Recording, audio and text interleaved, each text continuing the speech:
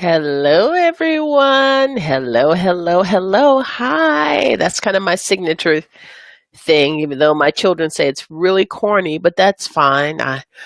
I'm confident in my own being. So I just wanted to say hello, everyone.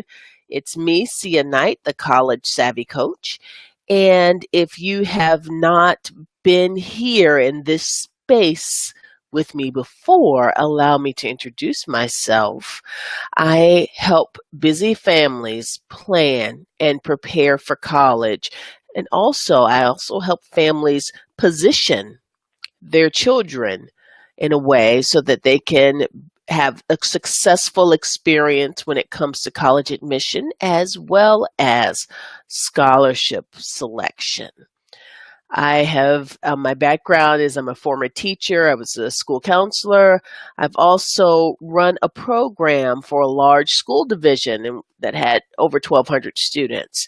And what that program did was I helped primarily first generation college students get to and through college. So one of the things I loved about working with that program is the fact that I helped parents know and understand the ins and outs of the college admissions process. And I came across a couple of different kind of groups of parents. First of all, I had the parents who had been through this process, but it was so long ago that they just didn't remember or know or keep up with the way things had changed.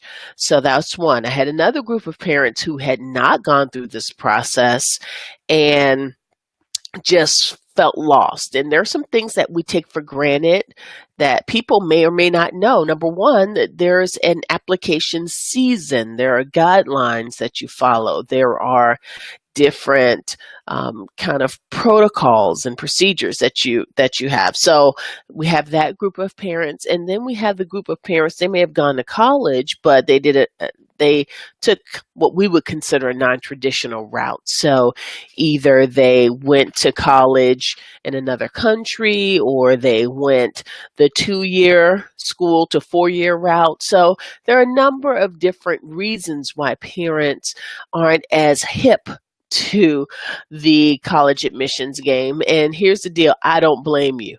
I don't blame you. I'm the college savvy coach. I have a child in middle school, a child in elementary school. So I know how important it is to stay on top of everything. But just like all of you, I'm busy. So what I want to do is I want to kind of flatten that learning curve. I want to take out some of the fear and frustration and overwhelm that parents kind of have to deal with when it comes to the college process. So that's who I am. And today I'm going to talk just a little bit, just briefly, I'm going to be here for a few moments, about why today could be the most important day when it comes to college admission. So take a look at the calendar. I'll wait. Yes, May 1st. May 1st. Why is May 1st so important? Because this is the day when you have to, in most cases, make a selection of what college or university you're going to go to, or that you're going to put that deposit down with that this is the place that I have chosen. And so for a lot of people, this is it. This is the time. This is the culminating kind of experience. This is when I'm going to kind of put that deposit down and I'm going to commit to a university. Now, if you are the parent of a senior, you may at this point right now feel relieved. Oh my goodness, it's all over. Or on the other hand, you might be a little frustrated, like, oh, it's over, but we went through so much and we didn't have to. I understand that piece as well. But I'm not talking to you right now. Right now, I want to talk a little bit to the parents of juniors. I say, if you have a child in grades 6 through 11, here's what I want to do. I want to make sure that you are in the position 1 year from now, if you have a junior, that you are sitting back, you're relaxing, you're exhaling, you're having some type of beverage, either hard or soft. It's your business. I'm not judging. And you can say, I got through senior year. I got through my child's senior year without killing him and then without him or her giving me some type of physical ailment that had my life in jeopardy. So, what I want you to do is I want you to be able to look back. So, there are a couple of things that you can do. The first thing is one of my mottos is I say that you should plan it so you don't have to panic. Plan it so you don't have to panic. That's right, Tracy. I tell you what happens is, and I'm interested. Hey, Tracy, who's here? And if you want to talk about if you have a child, what grade they're in, and kind of where you are in the process, or if you work with young people, I'd be interested to know that as well. Here's what I have seen over the course of the last, I won't tell you how many years, a lot of years. I've seen parents who give their children who are adults, many of them when they enter 12th grade, and they say, you know what, I'm going to give you this space, I'm going to give you this time, I'm not going to get involved with all of this, it's up to you. Skippy, you want to go to college? I went to college, I got my degree here, you see it, this is my degree, so you handle it. And then around November, December, you're frustrated because Skippy has done nothing that he is supposed to do when it comes to this process. So what I want you to do is I want you to make sure that you are, if you have a child in grades 6 through 11, and sometimes I hear lots of parents say, oh my goodness gracious, 6th grade, that's too early. 7th grade, that's too early. I don't want that. You know what? Too bad. Because it's coming, and it's better to kind of look forward and prepare now than to look back. In fact, I had one woman who wrote me an email because I have an upcoming summer academy. Well, since I'm talking about it, I have an upcoming summer academy for rising 12th graders. Rising 12th graders. So if your child's a junior now, first of all, stop right now, share this broadcast, because I know you know other parents who have children who are juniors. That's the first thing. Okay, so I have this upcoming summer academy happening in which we're going to work on applications, we're going to work on the essays, we're going to narrow down that college list. And I was sharing it in one of my groups, and I had this one mom say, oh my gosh, I have a college freshman. I so wish I had someone to help us get started with this process. And I said, child, well, you shouldn't hollered at me. I've been in business since 2012. So, but and we laughed about it. It was real funny. Ha ha ha, but not really. So what I want you to do is I want you to make sure that you are kind of getting some type of help, some type of assistance, and that you're getting some type of that you're walking through this process with someone. Don't try to do it on your own. It can be so overwhelming. You can go to the University of Google to get the information, but when you come back with 24 million hits for college help, that's not really going to be very comforting. But I digress. What I wanted to say is that today's May 1st. This is the day that a lot of college admissions people dream of, because for them, their whole recruiting season's over. It culminates into this day to find out how many people are actually going to come to the school that they've offered admission to, and it's very interesting to see how this all plays out. So if you have a high school senior, you may feel a little different about May 1st. If you don't have a high school senior, if you have a junior or younger, what I want you to do is I want you to make sure you are preparing so that you can feel wonderful about May 1st next year. So that's the first thing I wanted to talk to you about. And the second thing is this. If there's anyone here on this broadcast who knows me, you may know about my slight competitive streak. Just slight. I mean, I don't really. Okay, okay. I've lost maybe some friends and such because I am actually uber competitive. So here's the deal. I was challenged to be able to get on the phone and talk to and help 10 people before Saturday, and to do it anyway, do it in a way in which it's a quick 15-minute session. So it's going, if you have a question, one issue, one challenge about the college admissions process, and you're like, gosh, I wish I knew somebody who I could ask about this honors course for my eighth grader, or whether or not I should make my rising senior take Spanish 5. I wish I could ask about this summer program that's coming up. Is it worth the money? If you have questions like that, or if you know someone who may have questions like that, again, number one, share this broadcast. Number two, tag them in the comments. And for this next week, and it's going to be the first 10 people, because I'm not going to probably be able to do 50 of these, but I will get on the phone. I will talk you through a question, a concern, an issue, and I'm doing these as complimentary quick college consults. So shout out to my competitors, Jamie Newton Knight, no relation. We got Candace and Cole. We've got Jilly, Issa. Last name, it's very difficult, but shout out Gilly. And then also shout out to Shayla Boy Gill, who's our coach. So I just wanted to give you all, here's the link.